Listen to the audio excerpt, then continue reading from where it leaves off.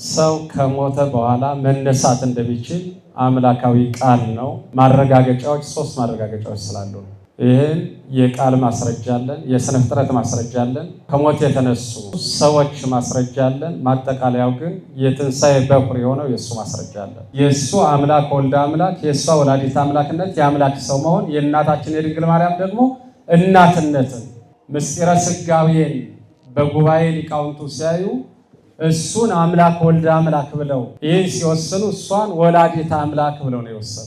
የነፍስ ትንሣኤዋ ማወቅ፣ መረዳት፣ ማመን፣ መኖር ነው። ሞቷ ደግሞ እንደ ማንኛውም የሚሰራውን ኃጢአት መስራት ነው። ትንሣኤ ማለት እኮ መመለስ ነው፣ መነሳት ነው ይላል። ያንን ከሞት የምንነሳውን ትንሣኤ ከመጠበቁ በፊት ሰው ሊነሳ የሚገባቸው ነገሮች አሉ። ልጾም፣ ልጸልይ፣ ላስቀድስ፣ ንስሐ ልግባ፣ ቅዱስ ሥጋውን ልብላ፣ ክቡር ደሙን ልጠጣ፣ መነሳት።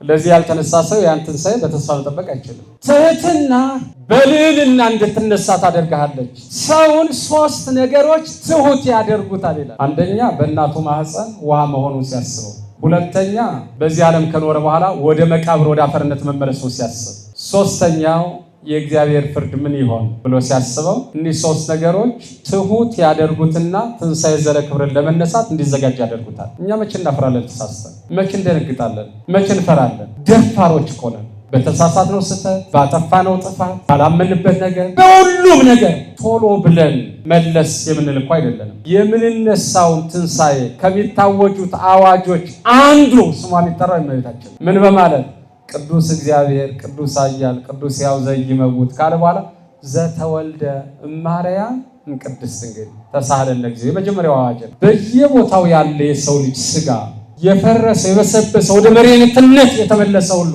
የሚሰበሰብ ከድንግል ማርያም የተወለደው የሚለው ይጠራል። እመቤታችን ከስጋዋ ስጋ ከነፍሷ ነፍስ ነስቶ ሰው ሆኗል። ቀጥሎም ከእመቤታችን ጋር መከራ ተቀብለዋል።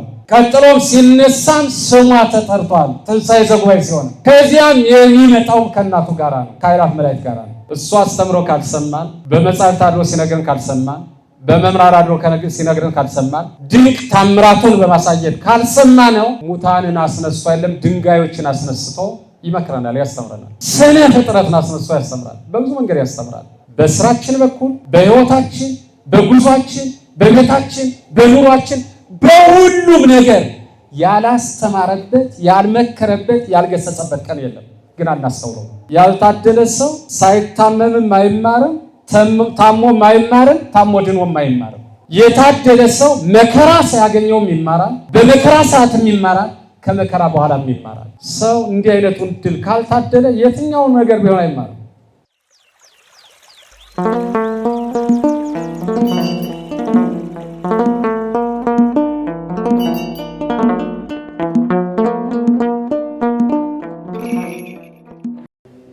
በስመ አብ ወወልድ ወመንፈስ ቅዱስ አሃዱ አምላክ ክርስቶስ ተንሥአ እሙታን አሰሮ ለሰይጣን ሰላም ሆነ።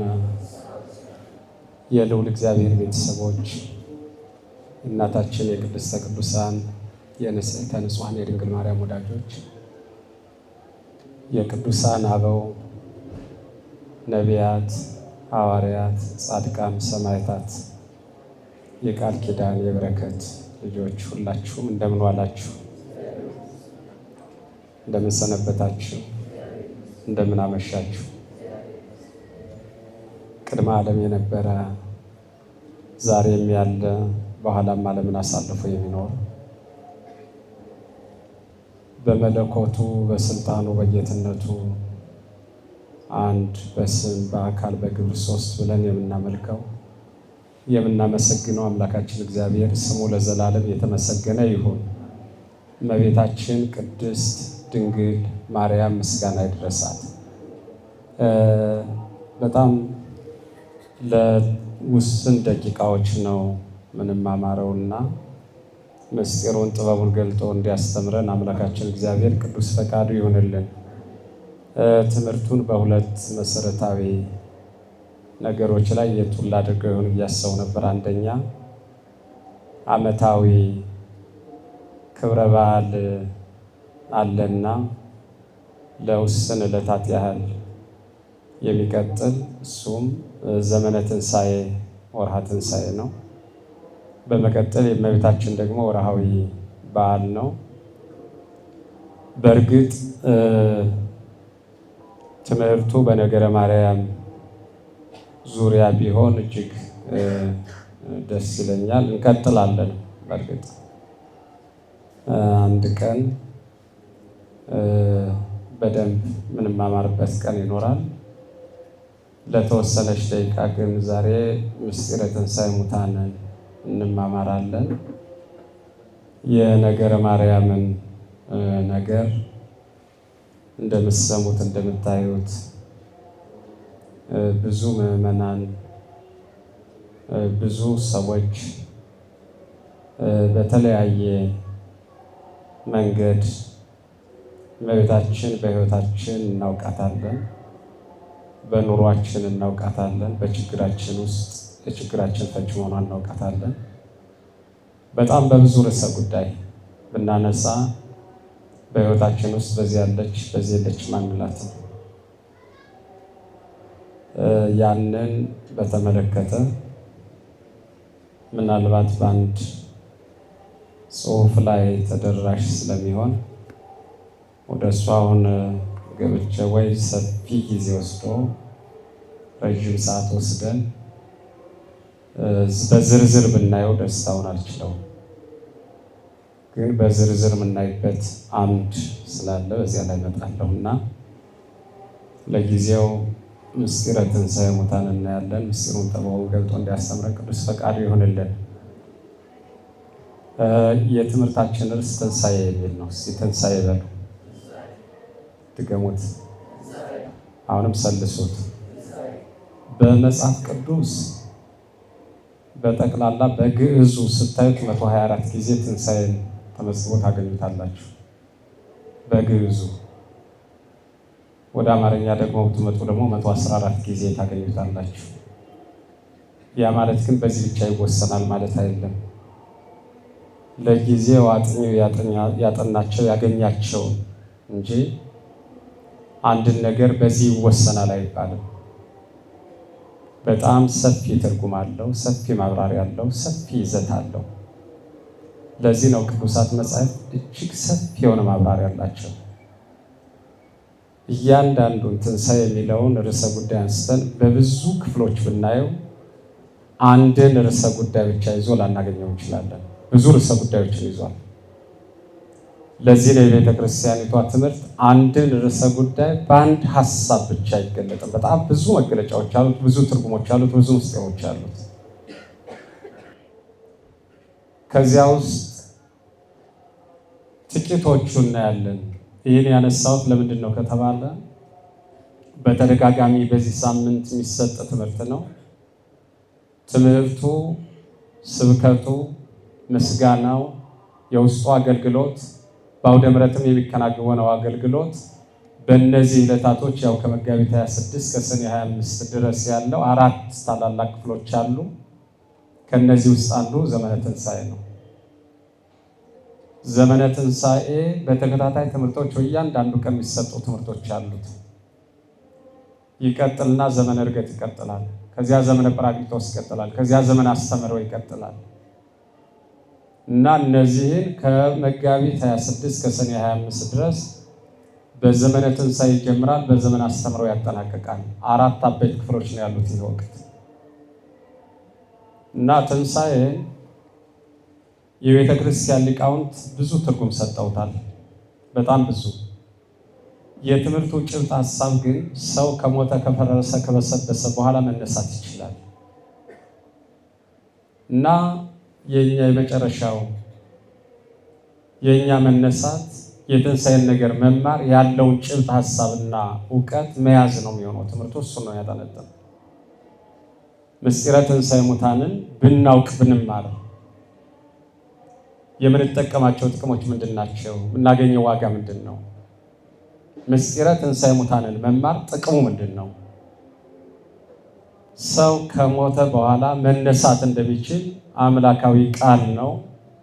ማረጋገጫዎች 3 ማረጋገጫዎች ስላሉ ነው።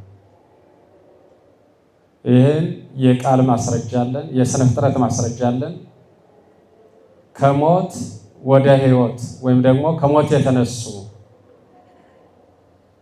የተነሱ ሰዎች ማስረጃ አለን። ማጠቃለያው ግን የትንሣኤ በኩር የሆነው የእሱ ማስረጃ አለን። ሥነ ፍጥረት አንዱ ማስረጃ ነው። የፈረሰ የበሰበሰ እንዴት እንደሚነሳ በዘር መስሎ ያስተማረን አለ። በወፈ ፊንክስ መስሎ ያስተማረን አለ። ከ500 ዓመት በኋላ እንዴት እንደሚነሳ እኒህን የመሳሰሉ በጣም ብዙ የቃል ደግሞ ትንሣኤ እንዳለ ባለቤቱ በቃል የነገረን እኔ ትንሣኤ ነኝ። በጎ የሰሩ ሰዎች፣ መልካም ያደረጉ ሰዎች ክብር ያለው ትንሣኤ እንደሚነሱ፣ ክፉ የሰሩ ሰዎች ደግሞ ሐሳር፣ ጉስቁልና፣ ውርደት ያለበትን ነገር ይዘው እንደሚነሱና ይህ መከራ እንደሚከተላቸው ነግሮናል በወንጌል። ከዚህም አልፎ ትንሣኤ በእኛ በቤተ ክርስቲያን ትምህርት ቀዳሚውን ቦታ ይዞ የሚገኘው የትምህርት ሃይማኖት አንዱ ክፍል ነው።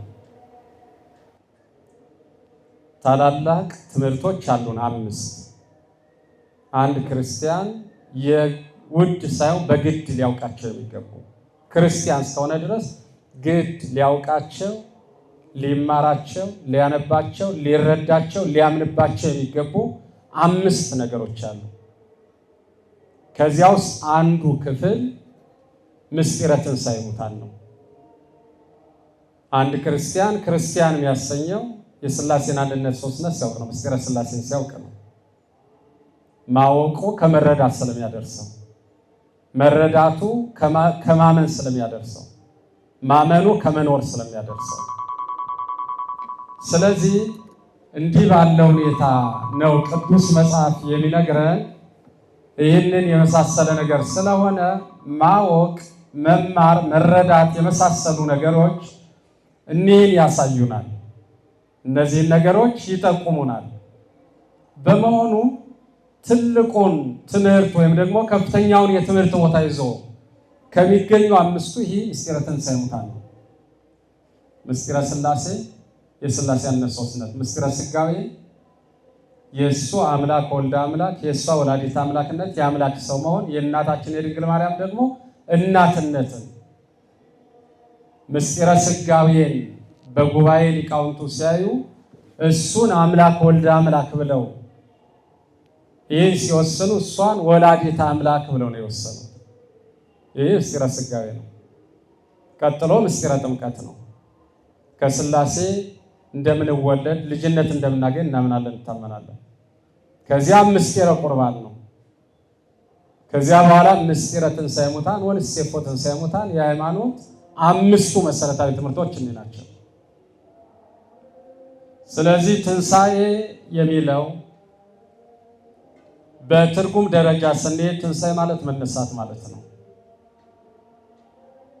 ትንሣኤ አንደኛ መነሳት ነው። ሁለተኛ አንዱ መሰረተ ሃይማኖት ወይም ደግሞ የሃይማኖት መሰረት ከምንላቸው ትምህርቶች አንዱ ነው። ሶስተኛው ትንሣኤ ትልቁ ተስፋችን ነው። በተስፋ የምንጠብቀው አንድ ክርስቲያን አለኝ የሚለው ተስፋው ትንሣኤ ነው። ለዚህ ነው የሙታንን መነሳት ምን እናደርጋለን? ተስፋ እናደርጋለን። ስለዚህ ትንሣኤ ማለት መነሳት ማለት ነው። ትንሣኤ መነሳት፣ አዲስ ሕይወት ማለት ነው። ትንሣኤ አዲስ ሕይወት አሁን ባለው ጉዞ፣ አሁን ባለው የሥጋ የደም ወይም ደግሞ ለሥጋ ተስማሚ የሆኑ ባህሪያት የማይከተሉት አዲስ ሕይወት። የዛሬው ሕይወት መራብ አለ፣ መጠማት አለ፣ መድከም አለ፣ ማንቀላፋት አለ፣ መውደቅ አለ፣ መነሳት አለ። በትንሣኤ ግን አዲስ ሕይወት የምንለው መራብ የለም፣ መጠማት የለም፣ መድከም የለም፣ ማንቀላፋት የለም።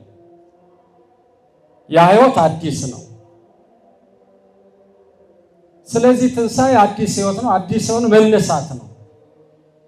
ግን አዲስ ሕይወት ነው ያልነው የመጨረሻው ትንሣኤ ነው። ከዚያ በፊት ግን ትንሣኤን የምንተረጉምባቸው አውዶች ግን እንደ መጽሐፍ ቅዱስ አሉ። ለዚህ ነው ቅዱስ መጽሐፍ እያንዳንዱ ነገር አውዱን ጠብቆ ነው ማንበብ፣ መተርጎም፣ ማመስጠር፣ መኖር፣ ያንን ማብራራት። ካውዱ አትውጡ። አንድን ርዕሰ ጉዳይ ስታነሱ ከመጀመሪያው ጀምራችሁ እስከ መጨረሻው ድረስ ታነቡና ያ ግስ ያ ርዕስ ወይም ደግሞ ያነሳችሁት ርዕሰ ጉዳይ ምን ጭብጥ ላይ ነው፣ ለማን፣ ለምን፣ እንዴት የሚለው መታየት አለበት።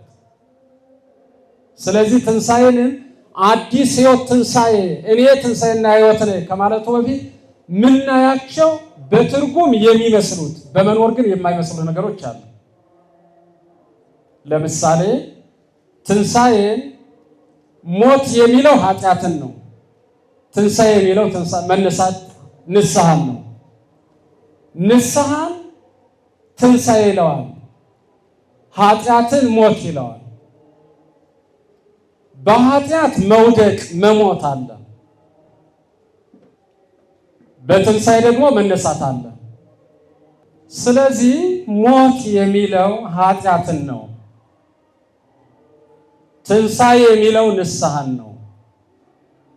ወድቀታ ለነፍስ ተደምሮ ምስለ ሰብ ወትንሣኤሃ ለነፍስ ብህታዊዋ አእምሮ። የነፍስ ትንሣኤዋ ማወቅ፣ መረዳት፣ ማመን፣ መኖር ነው።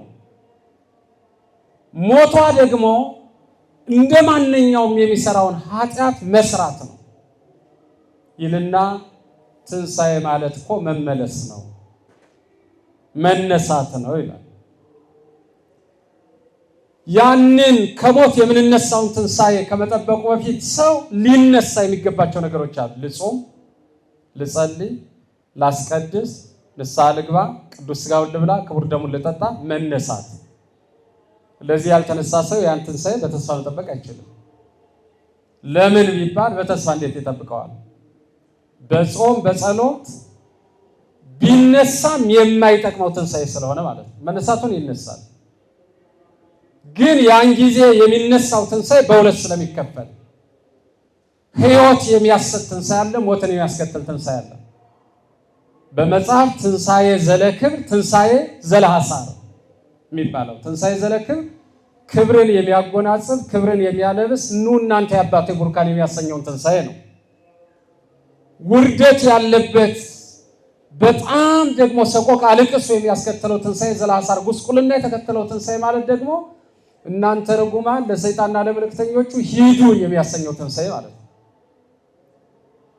ስለዚህ ክብር የሚያሰጠውን ትንሣኤ ለመነሳት ክብር የሚያሰጡ ዋጋ የሚያሰጡ ትንሣኤዎችን ዛሬ ተነስቶ መስራት የትንሣኤው መንገድ ጠራጊ ነው። መንገድ ጠራጊ ነው። ይህን ይነግረና ሌላው ትንሣኤ ማለት ይላል ቀጥላል። አሁንም የልብ ትንሣኤ ይቀድማል ይላል። አሁን የልብ ትንሣኤ ከዋነኛው ትንሣኤ ጋር ግን በንባብ ይገናኙ፣ በትርጉም ይገናኙ እንጂ በትክክለኛው በአውዱ ደረጃ ግን አይገናኙም። ሰዎች አሁን የትርጉም የቅዱስ መጽሐፍን ትርጉም አንድ ነገር አንስተው አይ ሌላ የለም የሚሉት አውዱን ለቀው ስለሚያዩት። ግን ትንሣኤ ስንል እንዴ እኔ ትንሣኤና ሕይወት ነኝ ብለዋልና ሌላ ትንሣኤ የለም ማለት ከዚያ ትንሣኤ ጋር አይወዳደርም። ትንሣኤ ልቡና የሚባላል ይህን ዓለም ካለመኖር ወደ መኖር አምጥቶ የፈጠረ በሦስት አካል የተገለጠ አንድ አምላክ እግዚአብሔርን በልብ ማመን፣ መታመን፣ መኖር፣ መመስከር ትንሣኤ ልቡና ነው ይላል። ትንሣኤ ልቡና ነው። በልቡ ያምናል፣ ያመነውን ይመሰክራል፣ የመሰከረውን ይኖረዋል። ልመን ብሎ ይነሳል፣ ያምነዋል። ልናገር ብሎ ይነሳል፣ ይመሰክራል፣ ያመነውን። ልኑረው ብሎ ይነሳል፣ አሁንም ይኖረዋል። ያን ምን ይለዋል? ትንሣኤ ልቡና። ትንሣኤ ልቡና ይለናል መጽሐፍ። ይህን ካለን ትንሣኤ በሌላ መንገድ ይላል። አሁንም ትሑት ሰብዕና። አንድ ሰው በጣም ትህትናን እንደ ልብስ ከለበሳት ትህትናው ለልዕልና ትንሣኤ ይሆነዋል። ለልዕልና ከፍ እንዲል ትህትናው ዝቅ ማለቱ ከፍ ያደርገዋል። በትህትና ራሱን ዝቅ ያደርጋል። ለምሳሌ እንዳራያ እንዳብነት እናነሳው በንስሐ ውስጥ ያላችሁ ሰዎች ራሳችሁን ምን በሉ ነው አይደል የሚለው። ያን ጊዜ ወይ እዚህማ እኔ ራሴን ዝቅ አላደርግም ብሎ ወይም ቆሞ ወይም የቆሙበት ቦታ እኮ እንዲህ ነገር አለው አቧራ ነው ብሎ እንዲቆም የሚሰማ ሰው አለ? ዝቅ ብሎ መሬት ላይ በግንባር ተደፍቶ ነው የሚሰማው። ሞቱን ያዘክራል፣ አፈርነቱን ያዘክራል፣ መሬትነቱን ያዘክራል። ተነሱ ይባላል፣ ይነሳል፣ ትንሣኤውን ያስበዋል። እና ለዚህ ምን ይላል መጽሐፍ? ትህትና በልዕልና እንድትነሳ ታደርግሃለች። ሰውን 3 ነገሮች ትሁት ያደርጉታል ይላል። ስንት ነገሮች? ነገ ለበጎ ነገር እንዲነሳ የሚያደርጉት 3 ነገሮች ናቸው። 3 ነገሮችን አስቡና እኔ ማን ነኝ ብሎ ሰው በጎ ነገር እንዲያስብ ያደርገዋል። አንደኛ በእናቱ ማህፀን ውሃ መሆኑን ሲያስበው፣ ሁለተኛ በዚህ ዓለም ከኖረ በኋላ ወደ መቃብር ወደ አፈርነት መመለሱን ሲያስብ፣ ሶስተኛው የእግዚአብሔር ፍርድ ምን ይሆን ብሎ ሲያስበው፣ እኒህ 3 ነገሮች ትሁት ያደርጉትና ትንሣኤ ዘረ ክብርን ለመነሳት እንዲዘጋጅ ያደርጉታል። ትናንት በእናቴ ማህፀን ምን ነበርኩ? ነገስ በመቃብር ከዚያ ከትንሣኤ በኋላ ፍርዱስ ካለ ሰው ምን ይሆናል? እኒህን አስቦ ትሁት ከሆነ እኒህን ነገሮች በህሊናው እያመላለሰ ትሕትናን ገንዘብ ካደረገ ለካ ወደ አፈርነት እንመለሳለን፣ ለካ ወደ መቃብር መውረድ አለ ብሎ ካስበው ነገ ትንሣኤ ዘለ ክብርን ይህን ያስብና ምን ይሆን? ትሁት ይሆናል። ትሕትናው ከፍ ያደርገዋል። ትሕትናው ትንሣኤ ዘለ ክብር እንዲነሳ ያደርገዋል። በሞቱ ቢጨነቅ በትንሣኤው ይጽናናል። ይህንን ይሆናል። ትንሣኤ እኒህ ነገሮች ከሆኑ ዕለተ ትንሣኤ ስናይ ትንሣኤ ባለቤቱ ነው። እኔ ሕይወትና ትንሣኤ ነው ብሏል። ባለቤቱ እሱ ነው። ትንሣኤም ሕይወትም እሱ ነው። ትንሣኤ ሙታን በመቃብር ሆነው ቃሉን የሚሰሙበት ቀን ማለት ነው። ለዚህ ነው መጽሐፍ ይነግረናል፣ ሙታን በመቃብር ሆነው ቃሉን የሚሰሙበት ቀን ይመጣል፣ ያም ዛሬ ነው ይለናል። ሙታን በመቃብር ሆነው ቃሉን የሚሰሙበት ቀን ይመጣል አይደል? ዛሬ ነው አለ። ወቅቱን ብቻ አይደለም። ሙታን በጣም ሰፊ ትርጉም አለው። 7 ትርጉሞች ነው ያሉት ሙታን የሚላቸው። ሙታን ዘበይንተ ኃጢአት አሉ፣ በኃጢአት መሞት አለ። ሙታን በርዕስና የሚባል በእድሜ ሞት ይለዋል፣ የእድሜ እርጅና። ኃጢአትን ሞት ይለዋል፣ ልጅነትን መጠመቅን ሞት ይለዋል። ወተቀበርከሙ ምስሌሁ በጥምቀት ከእሱ ጋር ተቀብራቸዋል ስለሚል ሐዋርያው ምን ይለዋል? ልጅነት መቀበልህ ያንተ ያለት ሞት ነው ይላል። እንዲህ ሕይወት አይደለም ልንል እንችላለን። ልጅነትን ተቀብሎ የሚጠብቀው መከራ ስለሆነ፣ የሚጠብቀው ሞት ስለሆነ፣ የሚጠብቀው ሰይፍ ስለሆነ ቅዱስ ጳውሎስ አልተናገረም? ስለ ስምህ መቼ እንገደላለን ያለው በየጊዜው በየቀኑ ነው አይደለም?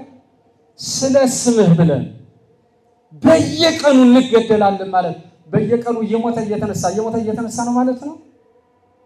በየቀኑ የሚደርስበትን ፈተና ወንጌልን በማስተማሩ ልጅ በመሆኑ በማመኑ የሚደርስበትን ሁሉ መከራ ምን አለው? ሞት አለው። ሞት ይለዋል ሙታን። ስለዚህ ይሄ ሁሉ ለንስሐ የሚበቁ ሙታን የሚሰሙበት ማለት በኃጢአት ውስጥ ያሉ ሙታን ቃሉ የሚሰሙበት ጊዜ ዛሬ ነው። ለምን? ለንስሐ እንዲነሱ። በክርስትና ውስጥ ያሉ አማኞች ቃሉን የሚሰሙበት ጊዜ ዛሬ ነው። ለምን? መከራውን ታግሰው ችለው ያን የመከራ ቀን አልፈው መንግሥተ ሰማያትን ለመውረስ ትንሣኤ ዘረ ክብር እንዲነሱ። ብዙ ይነግረናል ይህን በማለት። ስለዚህ ትንሣኤ እኒህን ሁሉ ትርጉሞች የያዘ ሲሆን ዋናው በትምህርት ሃይማኖት ትልቁን አውድ ይዞት ያለው ትንሣኤ ግን አሁን ያብራራናቸው አይደሉም። እስካሁን ያየናቸው የትንሣኤው መንገድ ጠራጊዎች ለትንሣኤው እንድንበቃ የሚያደርጉ ናቸው። ዋናው ትንሣኤ የቱ ነው ካልነ ሙታን ከመቃብር የሚነሱበት ጊዜ። ለዚህ ምስክሮች በጣም ብዙ ናቸው። እና አልዓዛር ተነስተዋል። ሰሞኑን ወንጌል እየሰበኩ ያሉ 500 ሙታን ተነስተዋል። 500 ዓርብ የተነሱ 500 ሙታን ናቸው። ክርስቶስ ሲሰቀል፣ ክርስቶስ ወደ መቃብር ሲወርድ ሕያዋን ስላልሰሙ፣ ሕያዋን ስላልመሰከሩ፣ ሕያዋን ይሰቀል ይሙት ብለው ከዚያም አልፈው ደግሞ እውነት የተናገሩትን ሳይቀር ሰቅለው ስለገደሉ ይህንን ለመውቀስ ለማስተማር የተነሱ የቆሙትን ሙታን በመቃብር ያሉ ሙታን አስተምረዋቸዋል። ምክንያቱም በትምህርቱ አላመኑም፣ በታምራቱ አላመኑም፣ በአምላክነቱ አላመኑም፣ በስራው አላመኑም፣ በትንሣኤው አላመኑም። ከዚያም አልፈው አንተ ነህ እንዳይሰቀል ስትከላከልለት የነበረ ብለው ጲላጦስን ሰቅለውታል። ሰሞኑን የጲላጦስም የስቅላቱ ሳምንት ነው። ተሰቅሏል። ትልቁን ሚና የተጫወተው በርባን ነው። ማን አልኋችሁ? በርባን። ጲላጦስ እንዲሰቀል ናግዘን፣ አንተን ለማስፈታት ያልደከምነው ድካም የለም፣ ያልወጣን ያልወረድነው መንገድ የለም። ስለዚህ ሰሞኑን ግን ጲላጦስን ለመስቀል አንተ ነው የምታግዘን ብለው በርባን ተጠርቶ ከእህቱ ጋር ተማክሮ እንዲሰቀል ጲላጦስን አብሮ ትልቁን ስራ ከሰራው አንዱ እሱ ነው። ከማን ጋር አልኋችሁ የተማከረው? እህቱን ታውቋታላችሁ? የይሁዳ ሚስት ናት። የይሁዳ ሚስት የበርባን እህት ናት። የበርባን የሥጋ እህቱ ናት። ማስረጃ ስማ ጲላጦስ የተባለ የአባ ሕርያቆስ ድርሰት አለ። እሱን አንብቡ። ትርጓሜ ወንጌልም አለ ይነግረናል። ስለዚህ አንደኛ ማስረጃ እና አልዓዛር አሉ ሙታን መነሳት እንደሚችሉ። ሁለተኛ 500 ሙታን ተነስተዋል። ሶስተኛ ያ ብላቴናው ክርስቶስ ያስነሳው። ሌሎቹም በመጽሐፍ ቅዱስ በጣም ብዙ። ያቺ የምስኪኗ ልጅ። ወደ ኋላ ስትሄዱም ደግሞ ዮናስ ከሞት ነው የተነሳው። ዮናስ 3 ጊዜ ነው የሞተ። ከ3 ጊዜው አንድ ጊዜው ነፍሱ ከስጋው ተለይታ የሞተችበት ጊዜ አለ። ኤልያስ ያስነሳው ማለት ነው። ኤልያስ በስራበት አይዚያች መበለት ልጅ ያስነሳው ዮናስ ነው። ምን ነው ነብይ እግዚአብሔር ልጅ አንተ በመጣት ሞተ፣ ምንድነው ጥፋቴ ብለው ሄዶ ጸልዮ ያስነስቶታል። በብሉይ ኪዳን በጣም ብዙ አሉ። የኤልሳን መቃብር ከኤልሳ መቃብር አጠገብ ተቀብረው የተነሱ ሙታን አሉ። ጠቅላላ ደግሞ ሞት የማያስከትለውን ሁለተኛ ሞት የሌለበትን ከተነሳ በኋላ ሞት ከሞተ በኋላ ትንሣኤ ከተነሳ ሞት የሌለው ትንሣኤው እንደተነሳ ያለው አሁንም ደግሞ የክርስቶስ ትንሣኤ ይህ ሳምንት ነው። ትንሣኤው የትንሣኤውን ነገር ትንሽ ነገር ልንገራችሁ። ለመነሳቱ ማስረጃ ቅድም ያሏችሁ ስነ ፍጥረታት አሉ፣ ሰዎች አሉ፣ የቃል ማስረጃ አለ። የቃል ማስረጃ መጽሐፍ ቅዱስ ብዙ አለ። ሙታን እንደሚነሱ ይናገራል። የስነ ፍጥረት ማስረጃ የተዘራው አዝርዕት ይፈርሳል፣ ይበሰብሳል፣ ይነሳል። ሌሎቹ ፍጥረታት አሉ ከ10 በላይ በደም ማስረጃ ሳይንሱ ያልደረሰባቸው የሰው ማስረጃ የተነሱ ሰዎች አሉ። ከዚያም አልፎ ክርስቶስ እንደሚያስነሳ ተነስቶም እንዳሳየን ነግሮናል። ወደ ትንሣኤው ስንመጣ ክርስቶስ ተነሳ አልተነሳም የሚሉ ይኖሩ ይሆን? ይህን ለመከልከል መልስ ለማሳጣት ነው በአዲስ መቃብር የተቀበረው። ሰው ባልተቀበረበት መቃብር የተቀበረበት ምክንያት አላ ካል ውእቱ ዘተንሳ ውእቱ ሰይተንሳ፣ እሱ አልተነሳም ሌላ ሰው ነው የተነሳ እንዳይሉ ነው። ብቻውን ነው የተቀበረው። ብቻውን ግን ምስክሮች በጣም በሚገርም መንገድ የሚገርም ምስክርነትን ሰጥተዋል። ተነሳ። ያው ታሪኩን ስለምታውቁት የሮም ወታደሮች ጠበቁ። በጣም ልምድ ያላቸው ናቸው። በጣም ብዙ ነገር።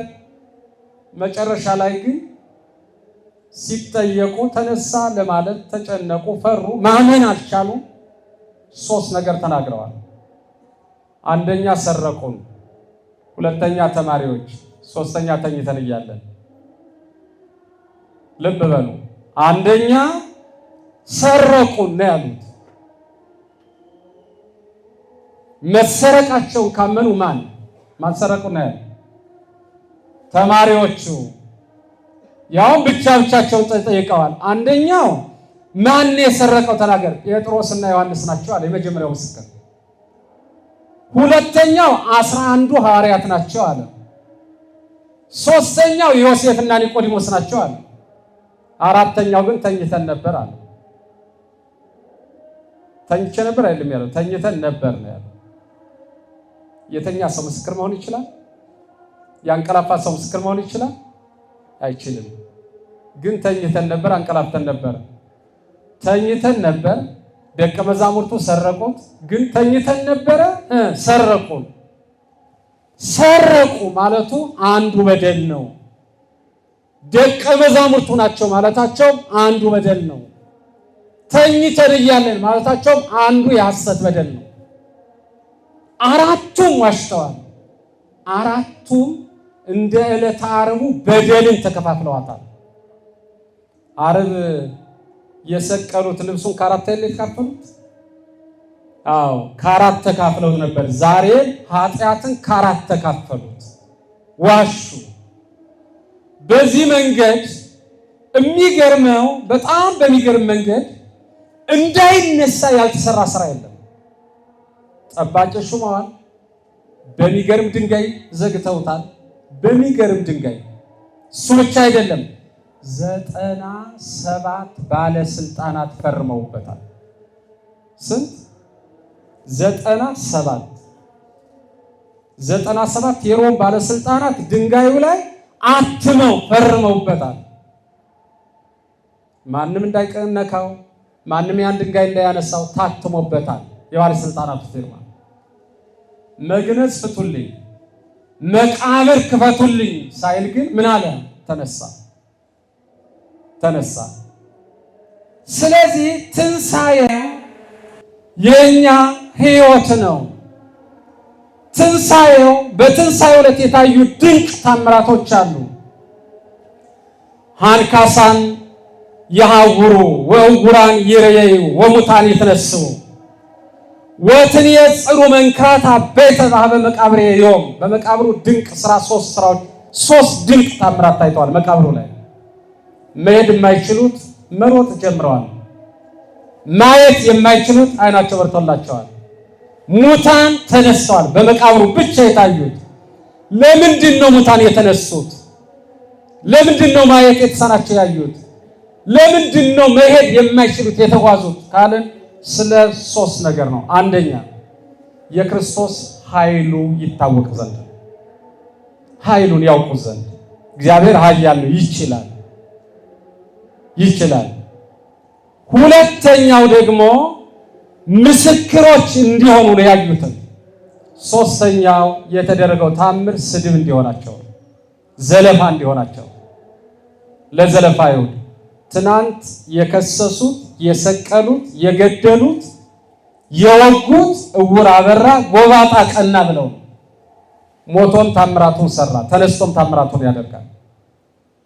ስለዚህ ትናንትና የነበረውን ዛሬም ሲያዩ ለንስሐ ይበቁ ይሆን ብሎ ነው። ለዘለፋ አይሁድ ያልታደለ ሰው ሳይታመምም አይማርም፣ ታሞም አይማርም፣ ታሞ ድኖም አይማርም። የታደለ ሰው መከራ ሳያገኘውም ይማራል፣ በመከራ ሰዓትም ይማራል፣ ከመከራ በኋላም ይማራል። ሰው እንዲህ አይነቱን ድል ካልታደለ የትኛውን ነገር ቢሆን አይማርም። ይህን ሁሉ አዩ፣ ሊያምኑ አልቻሉም፣ ሊመለሱ አልቻሉም።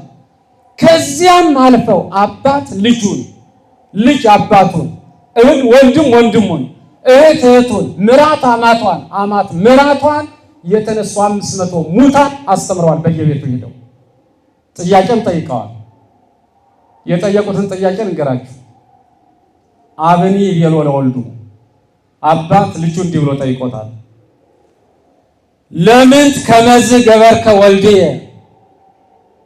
ልጄ ሆይ ለምንድን ነው ከአይሁድ ጋር ይሰቀል ይገደል ብለህ የተናገር የወሰን የአይሁድ ተባባሪ ይሆን ለምን ብሎ አባት ልጁን ልጅ አባቱን ጠይቋል።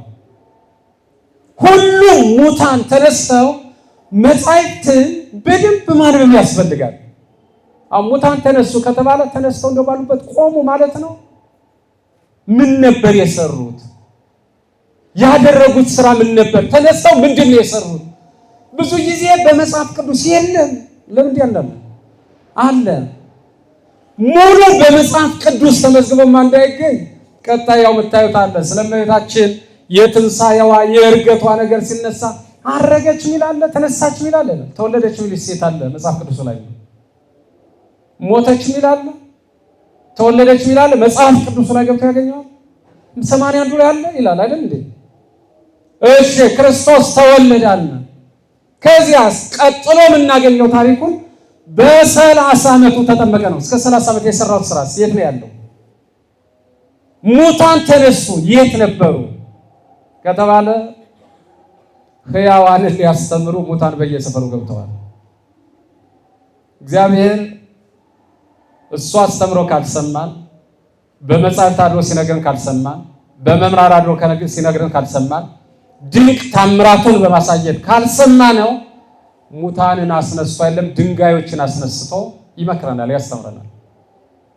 ስነ ፍጥረትን አስነስቶ ያስተምራል። በብዙ መንገድ ያስተምራል፣ በብዙ መንገድ ይነግረናል። ስለማንሰማው በስራችን በኩል በሕይወታችን፣ በጉዟችን፣ በቤታችን፣ በኑሯችን፣ በሁሉም ነገር ያላስተማረበት፣ ያልመከረበት፣ ያልገሰጸበት ቀን የለም።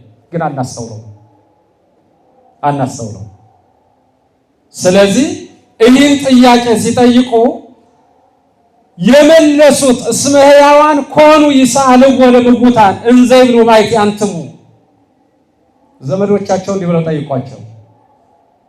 ይህንን ሙታን ሲነግሯቸው እናንተ እነማን ናችሁ? ከወዴት የመጣችሁ ናችሁ አሏቸው። ከወዴት የመጣችሁ ናችሁ? እንዲያው ያድርገውና ዛሬ አረ ያድርገውና ቅዱሳንን፣ ጻድቃንን፣ ሰማዕታትን፣ ነቢያቱን፣ ሐዋርያቱን እና አባ ሕርያቆስን እና አባ ጊዮርጊስ ዘጋስጫን ሌሎቹንም ቅዱሳን ተነስተው እስቲ ንገሩን፣ ያስተማራችሁትን ነግራችሁናል፣ ጽፋችሁልናል፣ አንብበነዋል፣ በአካለ ሥጋ ንገሩን እስቲ ብንላቸው ተነስተው ቢነግሩን ዛሬ ምን ይሆን የኛ መልስ? አባቶች ያስተማሩትን ትምህርት ጽፈውን አታልኩ። አሁን እኮ የምንፈልገው በአካል ካላየናቸው ነው እንጂ ቃላቸው እኮ ተቀመጠ፣ ስራቸው ተጻፈ፣ ሁሉ ነገር አለ እና ከወዴት የመጣችሁ ናቸው አሉ ሕያዋን በኢየሩሳሌም ያሉት። እና መልሱ እንዲህ ነበር። ይህን ነግሬያቸው ትምህርት የልቋቸው። መልሱ በጣም የሚገርመው እማይቴ አንትሙ እያንዳንዱን ወልደ ገሌ ወገሌ አበገሌ እኔ የገሌ አባት ነኝ፣ የገሌ እኔ የገሌ እናት ነኝ፣ እኔ የገሌ እህት ነኝ አሉና መጀመሪያ የማን አባት፣ ልጅ፣ እህት፣ ወንድም፣ ዘመድ መሆኑን ተናገሩ። ቀጠሉና ለነሱ ያደረጉላቸውን፣ ያስተማሯቸውን፣ ያሳደጉበትን መንገድ እያንዳንዱ እስከነበሩበት ዘመን ያደርጉላቸውን በዝርዝር ነገሯቸው። መልሳቸው ሁለት ነገር ነበር። አንደኛ ዝምታ፣ ሁለተኛ ሀፍረት። አንደኛው ምን ማለት? ዝም ማለት። ለእውነት መልስ አለው እንዴ? እንዴት ሊሆን ይችላል? ሁለተኛው ሀፍረት። ጥሩ ነው ማፈራቸው። እኛ መቼ እናፍራለን? ተሳስተን መቼ እንደነግጣለን? መቼ እንፈራለን? ደፋሮች እኮ ነን። በተሳሳትነው ስህተት፣ ባጠፋነው ጥፋት፣ ባላመንበት ነገር፣ በሁሉም ነገር ቶሎ ብለን መለስ የምንል እኮ አይደለንም። ያን ጊዜ ቢያንስ ፈሩ፣ ከመፍራትም አልፈው አፈሩ፣ ከዚያም አልፈው ዝም አሉ። ሙታንም ብዙ ቀን አስተማሩ። ብዙ ዓመት ያስተማሩም አሉ፣ ብዙ ወራት ያስተማሩ አሉ፣ ብዙ ሳምንት ያስተማሩ አሉ፣ በዕለቱ ወደ መቃብራቸው የተመለሱም አሉ። አስተምረዋል። እግዚአብሔር ሙታንን አስነስቶ ያስተማረበት ጊዜ አለ። በምንም መንገድ የቀረብን ነገር አልነበረም። ትምህርቱ በብዙ መንገድ አስተምሯል። ስለ ትንሣኤ ሙታን ብዙ ነገር አስተምሮናል። ባጭሩ ስናጠቃለው ትንሣኤ ሙታንን ተምረናል። ትንሣኤ ሙታንን ከተማርን እንደው በጣም አንድ ሰፊ ድርሳነ አትናቴዎስ የተባለ መጽሐፍ በጣም የሚገርም መጽሐፍ አለና ሙታን ሲነሱ ነፍስ የራሷን ቦታ የታውቀዋለች እያለ ቃለ ምልልስ ያደርግበታል። ሰፊ ትምህርት ነው። ባጭሩ ትንሣኤ ሙታንን ማመን፣ መታመን፣ መኖር እንችላለን። እናጥናው፣ እንመርምረው፣ እንፈልገው፣ እንኑረው። ቅዱስ እግዚአብሔር ቅዱስ ኃያል ቅዱስ ያው ዘይመውት የሚለውን ቃል እንስማው። ዘተወልደ ማርያምን እንስማው። ዘተጠምቀ በዮርዳኖስን እንስማ። ዘተንሥአ ሙታንን እንስማ። ይህን ከተሰማነ ነገም በዚህ ቃል እንሰማለን። ሙታን በመቃብር ያሉ ሙታን ቃሉን የሚሰሙበት ጊዜ ያለ ማለት ይሄ ነው። ዛሬ ቅዱስን እንደሰማ ነው፣ ነገ በመቃብር እንሰማዋለን። ዘተወልደ ማርያም የሚገርመው የምንነሳውን ትንሣኤ ከሚታወጁት አዋጆች አንዱ ስሟ የሚጠራው እመቤታችን ነው። ምን በማለት ቅዱስ እግዚአብሔር ቅዱስ ኃያል ቅዱስ ያው ዘይመውት ካለ በኋላ ዘተወልደ እማርያም እምቅድስት ድንግል ተሳሃለነ ጊዜ የመጀመሪያው አዋጅ ነው። በየቦታው ያለ የሰው ልጅ ስጋ የፈረሰ የበሰበሰ ወደ መሬትነት የተመለሰ ሁሉ የሚሰበሰብ ከድንግል ማርያም የተወለደው የሚለው ይጠራል። እመቤታችን ከስጋዋ ስጋ ከነፍሷ ነፍስ ነስቶ ሰው ሆኗል። ቀጥሎም ከእመቤታችን ጋር መከራ ተቀብሏል። ቀጥሎም ሲነሳም ስሟ ተጠርቷል። ትንሣኤ ዘጉባኤ ሲሆን ከዚያም የሚመጣው ከእናቱ ጋር ነው፣ ከአእላፍ መላእክት ጋር ነው። ከአእላፍ መላእክት ጋር ይመጣል፣ ከእናቱ ጋር ይመጣል። ከእናቱ ጋር ሲመጣ ከሚታወጀው አዋጅ አንዱ ዘተወልደ እማርያም የሚለው፣ ከዚያም ዘተጠምቀ ነው፣ ከዚያ ዘተንሥአ ነው። ታዲያ ትንሣኤ አለ። ትንሣኤ እንዳለ እናምናለን፣ እንታመናለን፣ ተስፋም እናደርገዋለን። ተስፋችን ነገ ተነስተን ገነት መንግሥተ ሰማያትን እንወርሳለን። ያን ተስፋ መንግሥተ ሰማያትን ለመውረስ ትንሣኤ ዘለክብር ለመነሳት ትንሣኤ ዘለሐሳሰ ዘለክብር ለመነሳት ግን ዛሬ ቃሉን እንስማ። የሰማነውን ቃል እንወቀው፣ ያወቅነውን እንረዳው፣ የተረዳነውን እንመነው፣ ያመነውን እንኑረው። ያ ከሆነ ትንሣኤ ዘለክብር እንነሳለን። እግዚአብሔር እንደተነሳ እንነሳለንና ለብርሃነ ትንሣኤው እንዳደረሰን ለብርሃነ ዕርገቱ እንዲያደርሰን እግዚአብሔር በታናናሽ ጉዳዮች በጣም ታናናሽ ነገሮች በጣም ታናናሽ የሆኑ ሐሳቦችን ሳይሆን የኢትዮጵያ ኦርቶዶክስ ተዋሕዶ ቤተክርስቲያን ሰፊ የሆነ ትልቅ የሆነ ጥበብ ዕውቀት አላት። መጻሕፍትን አንብቧቸው፣ መርምሯቸው፣ እወቋቸው፣ ተረዷቸው፣ ቀረብ ብላችሁ ተማሯቸው። ዛሬ አሁን ሊቃውንቱ በዚህ ነው ያሉት። በቃ ምን ይጠብቁ ይሆን? ምን አይነት እንደው መግለጫ ይሰሙ ይሆን? ምከኛ ምን ይጠብቁ ይሆን? ስለ ቅዱሳት መጻሕፍት፣ ስለተነሱ ጉዳዮች፣ ስለሚነሱ ምንፍቅናዎች፣ ስለሚነሱ አጀንዳዎች ምን ይሉ ይሆን አይደል የምትሉት? ሰሞኑን ጠብቁ ይሆን እኮ ነው። ሊቃውንቱም በጸሎትም በሐሳብም በትምህርትም እያሰብትን ያሉ እያወጡ እያወረዱት ነው። ፍጻሜውን ያሳምርልን እግዚአብሔር። ለስራ እግዚአብሔር ለበጎ ነገር ለመልካም ነገር እግዚአብሔር ለትምህርት ለእውቀት ለጾም ለጸሎት እንድንነሳ አምላካችን እግዚአብሔር ቅዱስ ፈቃዱ ይሆንልን። ያስተማረን የመከረን የቸርነት ባለቤት ክብርና ምስጋና ይድረሰው። እመቤታችን ወላዲተ አምላክ ቅድስተ ቅዱሳን ንጽሕተ ንጹሐን የአምላክ እናት ፍቅሯን በልባችን ጣዕሟን በአንደበታችን ያኑርልን። ከእመቤታችን ረድኤት በረከት ያሳትፈ እግዚአብሔር ትንሣኤውን ትንሣኤ ብርሃን እንዳልነው የብርሃኑን ትንሣኤ እንዳሳየን ለቤተ ክርስቲያናችን፣ ለዓለማችን፣ ለሰው ልጆች ሁሉ ጨለማውን ሳይሆን ብርሃን የሆነውን ትምህርት፣ ብርሃን የሆነውን እውቀት፣ ብርሃን የሆነውን ጉዞ፣ ብርሃን የሆነውን ጥሩ ነገር እንድንሰማ እንጂ ጨለማውን የምናይበት የምንሰማበት ጊዜ፣ ዘመን፣ ሰዓት እንዳይሆንብን አምላካችን በቸርነቱ ይርዳን። ሁላችሁንም ለቅዱስ ሥጋው ለክቡር ደሙ ያብቃችሁ። ሥጋውን እንብላ፣ ደሙን እንጠጣ። ወስብሐት ለእግዚአብሔር።